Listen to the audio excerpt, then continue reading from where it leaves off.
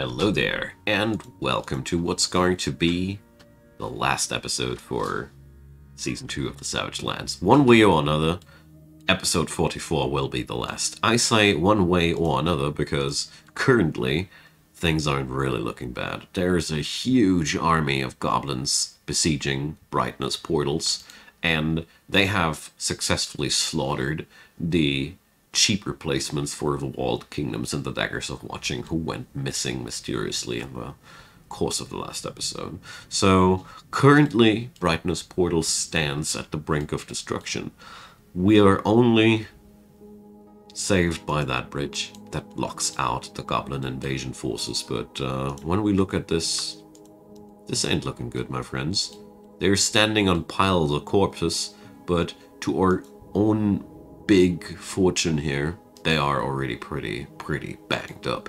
So I have 2 squads returning, so we can turn this probably around. The Inky Howls are the strongest force that remains in the wall in Brightness portals, and I am very confident that they should be capable of taking out this formidable army. So we have had war with these guys since a pretty long time. Oh well, it's hard to... Here, the Flacked Curses. So we're being attacked by the Flacked Curses and the Horrors of Drinking. Over the Horror of Drinking, sorry. Over the course of the last episode, I have destroyed pit after pit, and the attacks became more and more violent. So a bug has struck this save file, to put this clearly. I only put up this nice story around it that the walled kingdoms and the daggers of watching went missing. What happened was they never returned from mission, and I had to forcefully eject them out of the squad roster, and well, I never got my soldiers back. And then I annihilated those 2 squads, and now I'm happy when we survive one way or another. Where does that put the story of Brightness portals? That was what I was pondering about. And I figured that Count Ingish has accepted that his decisions were not good. He has sent countless soldiers to secure death, and his best soldiers are fighters, not soldiers. They're not being paid. They're doing this out of conviction, I suppose. His best fighters, they are missing somewhere in the cursed southern lands. They never came back from what should have been a simple mission. They were supposed to destroy a site that had only less than 10 goblins remaining. All of these things sound very fishy. When it comes down to the story of the Towers of Age, I must say, they got cursed, and thus Brightness Portal's conquest has stopped. Because Count Ingish might have made wrong decisions, but his new decision is that the remaining soldiers will remain in Brightness Portals and hold the southern front. Because that's one thing that this fortress can successfully do. But, well, I thought it through, and by this point I start the combat and wait for the soldiers to return. By this point, it would take really long to recuperate from what has happened. I need to bring up 30 new soldiers. I need to bring up all the experience that has been lost. Those squads, they've been legendary. So it's gonna be hard to replace them. And narrative-wise, you know, I really like the idea that, you know, after these incidents, Count Ingish is no longer able to fulfill his conquest in the south. Heck, this one fortress has destroyed 50% of the goblin population down there. So let's cut them some slack. They actually were quite those war heroes. So it takes a while for those squads to return, and here will be determined... Oh, here we go. The Swordmaster is in town. So one of our first soldiers has returned. Here we go. Let's follow Izum's rampage. Let's see, he's a legendary swords dwarf from the Inky Howls, and he supposedly should be able to fight off, I don't know, how many of these. Right now his only problem is being stressed by all the murder he has to do. But he's not really breaking a sweat. We're going to station the rest of the people here, and let's follow Izum's rampage here. So all in all, things are going quite well for him, but not so well for his friends. The thing is, the new squadron, the Copper Oranges, they were by all means no veterans. As you see here, their lines are already thinning out. That's because they were as green as the Walled Kingdom's replace as the Daggers of Watching replacement. So, oh no, he died. They felled a Swordmaster that day. Wow. You see, the Flecked Curses, they are far from being beaten here. So let's see. Oh well. The invading force, though, it's only there's only a small force remaining. By the looks of it, they are already retreating. They don't really have that much of a fight in them anymore. But not here. There's more of the enemy. But all in all, this situation is far from being resolved. Here we go. There's enough. There's still quite a bunch of enemies, but let's see. Copper Oranges are still in shape for a fight. Even the Inky Howls took some losses. These guys, they haven't lost anybody for a long, long time. And here goes the next slaughter. There we go. So, I think this siege should be broken any moment. There's still a siege counter here. Are you guys really thinking that you are supposed to win this? Well, I think one way or another this siege has been thwarted. But, you know, seeing the aftermath, we have lost around 50 Dwarves of ours. That's quite a lot. Quite a lot. So, I really feel like this is, in terms of the story, I think the best conclusion of the things that have happened here in Brightness Portals, because the forces that are remaining are more than enough to hold back the combined forces of the Flecked Curses and the Horror of Drinking, but it'll take a damn long time until they are at the point where they can fight back again. So for me, as the player behind all this, I could now either invest like 3 or 4 hours of game time until the raiding parties are at the point where they were before, and then I could complete this task of annihilating the rest of the goblins down there, or I could do what I am doing. I'm retiring this fortress, and we're going to have one last look at her beauty, and then we're going to see where the story will lead us next, you know? So, one last tour, and then I'm going to go into the outro. So here we have the outer perimeter, one big block of andesite. There's a reason why we called it the Grey Fortress. Here's a trade depot, and there's the remains of the fallen. I must say, they are quite the sinister bunch, aren't they? Here we have the training grounds for the animals, and one pair of barracks. Down goes a staircase. Here goes the kitchen area and the farms, where all the food and drink is being made. The tailor's parlor, where all the clothing is being made. Here we have the Fountain of Brightness portals, sported by the river upside. You know, we have an intake for the river water to refill that pit if necessary. Pretty cool stuff. Here we have the entrances to the various mines of Shinmistum.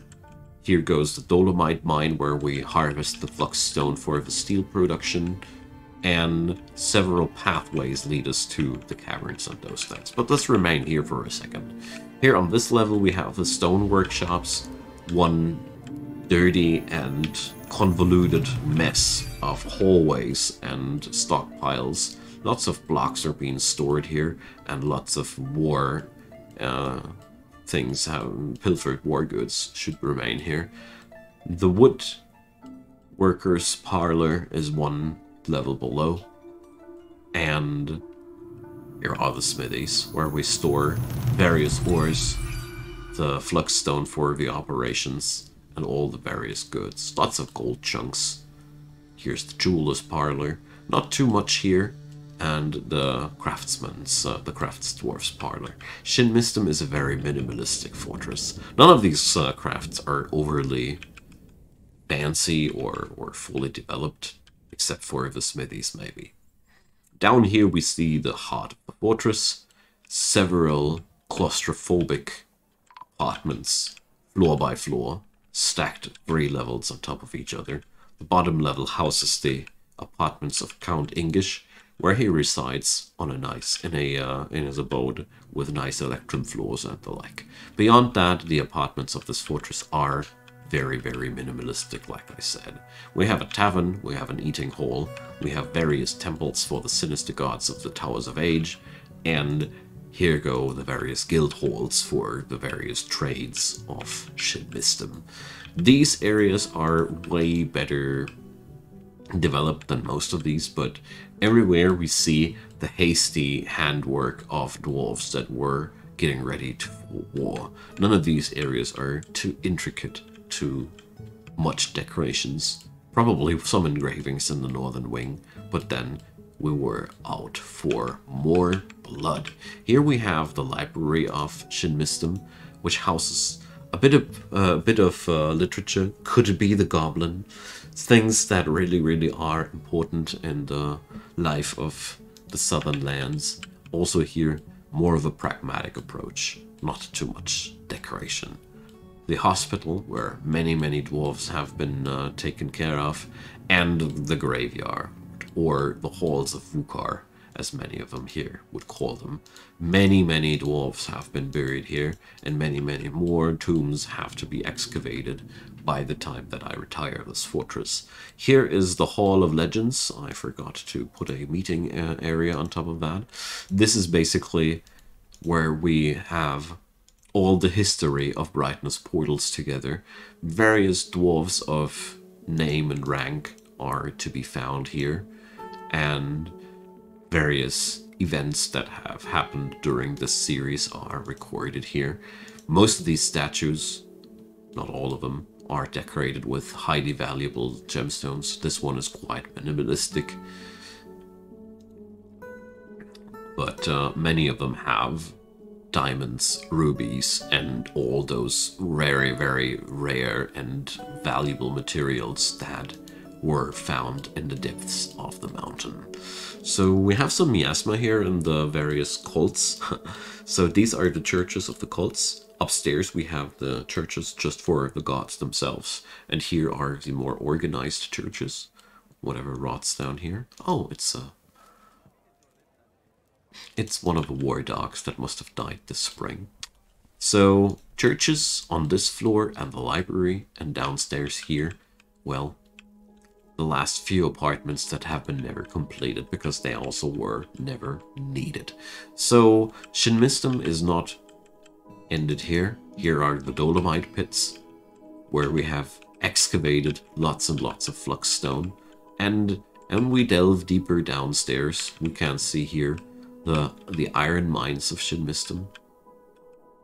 That's where we found all that hematite that has forged the steel, that the steel has been forged out of. And as you see here, there's more and more of that stuff, even to the map's border.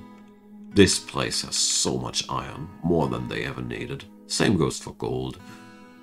Downstairs we went now for around 50 or almost 100 elevation levels, until we finally hit the bottom level of the first cavern layer. Seriously, that's what has happened here. At a whopping elevation level of -104, we finally breach into below the first cavern layer.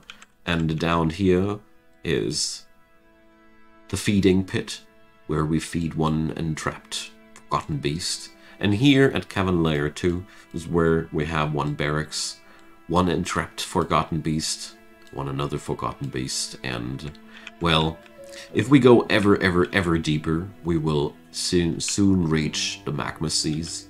And down here, we have the adamantine mine. So one big tube of adamantine and gemstone has been excavated until we found one gate where strange noises have been heard when we were covering those floor plates. Shinmistum will continue excavating those depths in our absence, and the next chapter, well, where will it lead us? I'm not really sure. I haven't fully decided now if we will go for the remaining conquest of the south, you know.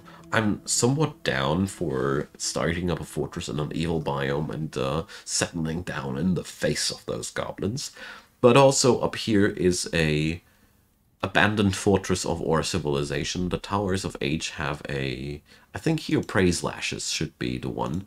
It's an abandoned fortress which I planned to reclaim and bring peace upon the northern lands, because as you see, the Towers of Age, they are besieged in many, many directions. The expedition parties, this was Season 1, Gulf Cobalt, and Season 2, Brightness Portals, were meant to secure the southern lands. So I'm not sure if we're going to continue with the southern lands or the reclamation of the fortress. One way or another, both of these things will be played in the saga of the Savage Lands. I thank you so much for watching. This is the conclusion of another season of the series, and I hope you enjoyed. I hope you like the decisions that I made, because they were surely no easy decisions, you know. But be that as it may, I will continue the story in the next episode, either by reclaiming a fortress or founding a new one. But whatever might happen, I'm so looking forward to it. So thanks for being around here, especially all of those who were here since Season 1. Big thanks for hanging out with me so long. And if you are new to this, playlist links are down below, leading you to all the different playlists for the Savage Lands and all the other Dwarf Fortress stuff that I made so far. A subscription to the channel would be wildly welcome, because not only can you smack on the bell thing to get notified, it also supports this channel and it helps me out a lot.